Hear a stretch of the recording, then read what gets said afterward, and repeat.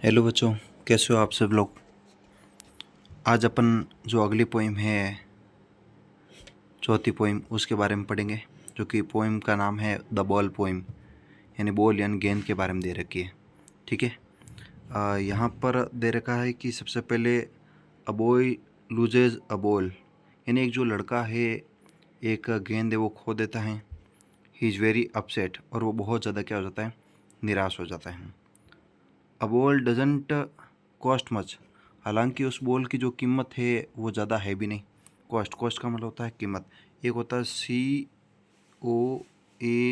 COAST, इस cost.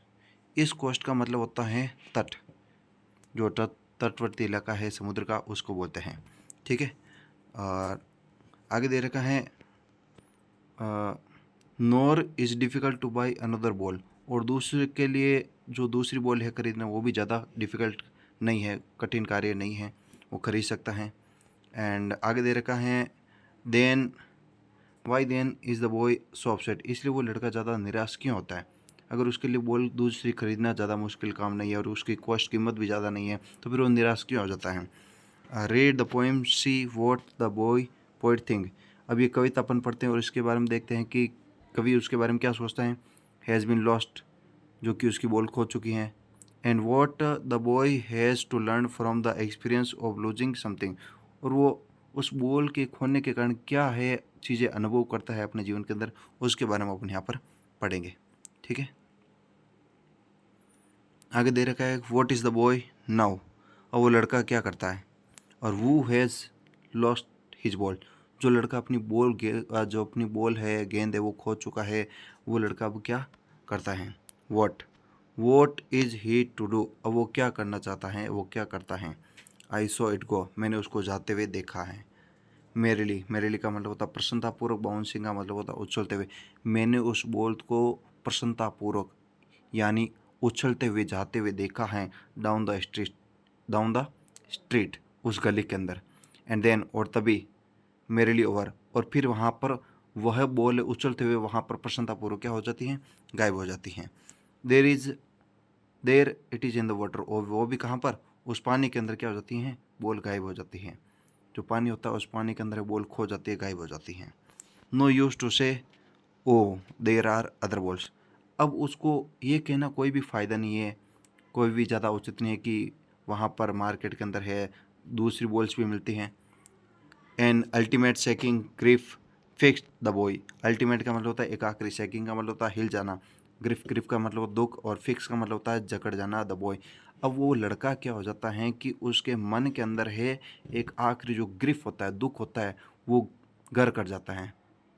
उस घर करने के कारण वो क्या हो जाता है, खुद हिल जाता है, वो डरने लगता है, दुख से भयभीत होता है। एज ही स्टैंड रिगिड, जिस प्रकार से वो लड़का वहाँ पर एकदम स्ट्रिक्टली खड़ा रहता है, बिना हिले डुले वहाँ पर खड़ा रहता है। रिगिड का मतलब होता है बिना हिले डुले, स्टैंड का मतलब खड़े रहना। एंड ट्रेम्बलिंग का मतलब होता है कांपना, और वहाँ पर वो क्या करता है, कांपता है। स्टेरिंग डाउन, स्टेरिंग का मतलब होता है घूरना, किसी चीज़ को घूरना, तो वो क्या करता है, उस बॉल को नीचे जहाँ बॉल गिरी है उस जगह पर वो क्या करता है, घूर रहा है। और आगे दे रखा है all his young days into the harbour, वो सारे के सारे उसने अपने बचपन के दिन है, जो युवावस्था के दिन है, वो उसने कहाँ पर बिताए थे, हार्बर पर बिताए थे। हार्बर का मतलब होता है बंदरगाह, उसने अपने दिन है वो बंदरगाह के किनारे वहीं पर ही बिताए थे। वेयर हिज बॉल वेंट, जहाँ पर उसकी बॉल गई थी, मतलब जहाँ उसकी बॉल गई थी, जिस पानी के अंदर गई थी, वो उस बंदरगाह के किनारे उसने अपना पूरा जीवन है वो व्यतीत किया है, बिताया है। और जहाँ उसका बचपन पूरा बीता है उसी जगह उसकी बॉल खो गई है। अब वो क्या करता है, जिस जगह पर खड़ा है वहाँ पर खड़े खड़े अपने बचपन को याद करता है, उसकी वो बचपन की यादें ताज़ा होती हैं। उस बॉल के साथ उसकी जो बचपन है वो जुड़ा हुआ होता है। I would not intrude on him, intrude का मतलब होता है थोपना। अब लेखक कहता है, कवि कहता है कि मैं उस बच्चे के ऊपर है किसी भी बात को ये नहीं थोपूंगा कि मार्केट के अंदर है, बाजार के अंदर दूसरी बॉल मिलती हैं, जहाँ दूसरी बॉल खरीद कर लिया, मैं उसको बिल्कुल भी नहीं कहूँगा, क्योंकि अब ये कहना उसके लिए निरर्थक है, क्योंकि जो बॉल उसके खोई है वो बॉल है उसके बचपन के साथ जुड़ी हुई थी। अडाइम, अडाइम होता है कि एक US डॉलर का 10वां भाग, यानी लगभग 85 रुपये का 10वां भाग होता है, लगभग 8.5 रुपये यानी 10 रुपये अपने आसपास। यानी एक डाइम अनदर बॉल, जो कि एक डाइम है, एक जो कि एक 10 रुपये की जो बॉल है वो दूसरी खरीदी जा सकती है, इज वर्थलेस, वो उसके लिए क्या हो गई है, महत्वहीन हो गई है। वर्थलेस का मतलब होता है महत्वहीन, ज़्यादा उसकी कीमत ना होना, ठीक है, उसके लिए वो 10 रुपये है, ज़्यादा महत्वहीन है। Now he senses first responsibility, responsibility का मतलब होता है जिम्मेदारी। अब वो अपनी खुद की जिम्मेदारी है, उस जिम्मेदारी को वो क्या कर रहा है, सेंसेज, सेंसेज का मतलब होता है समझना। अब वो अपनी जिम्मेदारी को क्या कर रहा है, पहली जिम्मेदारी को समझ रहा है। In the world of possession, इस भौतिक संसार के अंदर, वर्ल्ड ऑफ पोजेशन, इस भौतिक संसार के अंदर, जो कि हम इस भौतिक संसार के अंदर क्या करते हैं, उन सारी वस्तुओं से वास्ता रखते हैं। पीपल विल टेक बॉल्स, इस भौतिक संसार के अंदर क्या करते हैं, लोग हैं दूसरी बॉल है खरीद लेंगे। And ball will be lost always, और जो बॉल, जो दूसरी बॉल खरीदेंगे, वो दूसरी बॉल भी क्या हो जाएगी, वापस खो जाएगी। जो दूसरी बॉल वो खरीदेंगे वो बॉल भी क्या हो जाएगी, खो जाएगी। फिर बॉल नहीं वो खरीद लेंगे 10 रुपये के अंदर, फिर वो खो जाएगी। इस प्रकार से बॉल खोती रहेगी, खरीदता रहेगा, खोती रहेगी, खरीदता, लेकिन वो लड़का जिसकी बॉल खोई है वो बॉल नहीं खरीद रहा है, क्योंकि उस बॉल के साथ उसकी बचपन की यादें जुड़ी हुई थी। इसलिए वह वहीं पर ही उस बंदरगाह के किनारे, उस जहाँ उसकी बॉल गिरी है उस जगह को वो घूरता रहता है, देखता रहता है। लिटिल बॉय, वो छोटा लड़का। And no one buys a ball back, और वो कोई भी दूसरी बॉल है वो खरीदता नहीं है। मनी इज एक्सटर्नल, जो कि मनी है, पैसा है, वो पैसा तो क्या है, एक्सटर्नल। एक्सटर्नल का मतलब होता है बाह्य वस्तु, वो पैसा तो एक बाहरी वस्तु है जिसके माध्यम से कुछ भी खरीदा जा सकता है। ही इज़ लर्निंग, वो सीख रहा है। Well behind his desperate eyes, desperate का मतलब होता है निराश, अपनी निराश आंखों के पीछे जो दुख है, वो दुख को अब क्या कर रहा है, सीख रहा है, वो धीरे धीरे सहन करना सीख रहा है। The epistemology of loss, epistemology का मतलब होता है खोने की प्रकृति, नॉलेज, नॉलेज यानी किसी चीज़ को ज्ञान है, खोने का ज्ञान। वो जो खोने का ज्ञान है, वो प्रकृति है, वो क्या कर रहा है, अब सीख रहा है। नॉलेज का मतलब ज्ञान है, यानी वो अब जो वो चीज़ें खो रहा है, उन खोने की जो जानकारी है, ज्ञान है, वो धीरे धीरे अब वो सीख रहा है, खोने की प्रकृति को सीख रहा है। हाउ टू स्टैंड अप, किस प्रकार से वो सहन करना है, किस प्रकार से वो, जब उसकी बॉल खो जाती है, कोई वस्तु खो जाती है, तो वापस से किस प्रकार से सहन करना है, किस प्रकार से खड़े रहना वापस मजबूती से, ये वो अब सीख रहा है।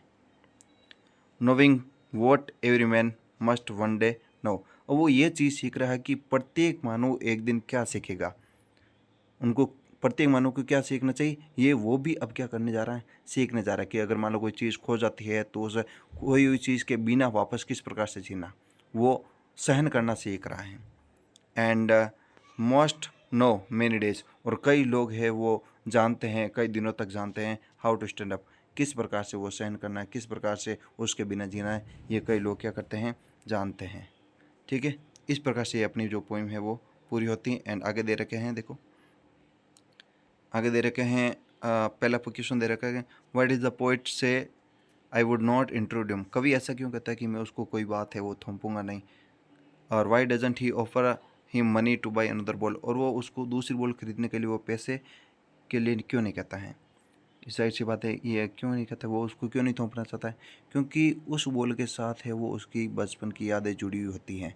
और जो व्यक्ति अपने बचपन की यादों के साथ जुड़ी हुई, उसका उतना लगाव होता है, तो उसको कोई भी चीज़ अगर वापस खरीदने के लिए कह दो तो उसके लिए वो निरर्थक होती है, वर्थलेस होती है, उसके लिए कोई ज़्यादा महत्व वाली बात नहीं होती है। ठीक है, एंड अगला दे रखा है कि staring down all his young days into the harbour where his ball went, do you think the boy has lost the ball, the boy has had the ball for a long time, it is a link to the memories of the days when he played it. आगे दे रखा है कि जो लड़का ये ball खोता है, do you think the boy has had the ball for a long time, क्या वो बॉल उसके साथ लंबे समय से जुड़ी हुई थी। Is a link to the memory of the days when he played it, क्या वो बॉल उसके साथ बचपन के साथ जुड़ी हुई थी, जो वो बचपन में उसके साथ खेला करता था। बिल्कुल यस, हाँ, उसके बचपन के साथ जो बॉल है वो जुड़ी हुई थी और काफ़ी लंबे समय से वो उसके पास बॉल थी। बिल्कुल सही बात है। ठीक है, और आगे दे रखा है तीसरा question, what has in the world of possession mean, यहाँ पर भौतिक संसार, भौतिक संसार का क्या मतलब है, भौतिक संसार का मतलब है कि ये पैसा है, वो पैसा बाह्य वस्तु है, इन पैसों के माध्यम से हम कुछ भी चीज़ खरीद सकते हैं, बेच सकते हैं, लेकिन जो हमारी वह यादें होती है बचपन के साथ जुड़ी होती है उनको हम वापस खरीद नहीं सकते हैं। ठीक है, ये हो जाएगा। और अगला दे रखा है, do you think the boy has lost anything earlier? क्या लेखक है इससे कवि है इससे पहले कोई कुछ खोता है? बिल्कुल नहीं खोता है, नो। ठीक है, pick out the word that suggest the answer. ये इस प्रकार से क्वेश्चन है, वो यस या नो में पूछ रहा है। ठीक है, और अगला दे रखा है, what does the poet say the boy is learning from the loss of the ball? यानी क्या वो कवि है, कवि क्या कहता है कि जो लड़का है खोने की चीज़ों से कुछ सीख रहा है? बिल्कुल सीख रहा है। वो खोई हुई चीज़ के बिना जीना सीख रहा है, वो किस प्रकार से सहन करना होता है वो सीख रहा है। Without ball he is try to stand up. Try to explain in your own words. ठीक है, ये हमने बता दिया। अगला है, have you ever lost any something? चलो ये क्वेश्चन नहीं पूछता ऐसे। जो पहला क्वेश्चन दे रखा है इस प्रकार के एग्जाम पूछा जाता है क्वेश्चन, और जो दूसरा क्वेश्चन है वो भी पूछा जाता है, एंड तीसरा क्वेश्चन है वो भी पूछा जाता है एग्जाम के अंदर। ये 3 क्वेश्चन है जो एग्जाम के अंदर जो अक्सर पूछते हैं और आते भी रहते हैं इस प्रकार के। तो ये 3 क्वेश्चन को ही पढ़ना है। जो आगे वाले 3 क्वेश्चन दे रखे हैं वो आगे नहीं, ज़्यादा एग्जाम की दृष्टि से इतने महत्वपूर्ण नहीं है।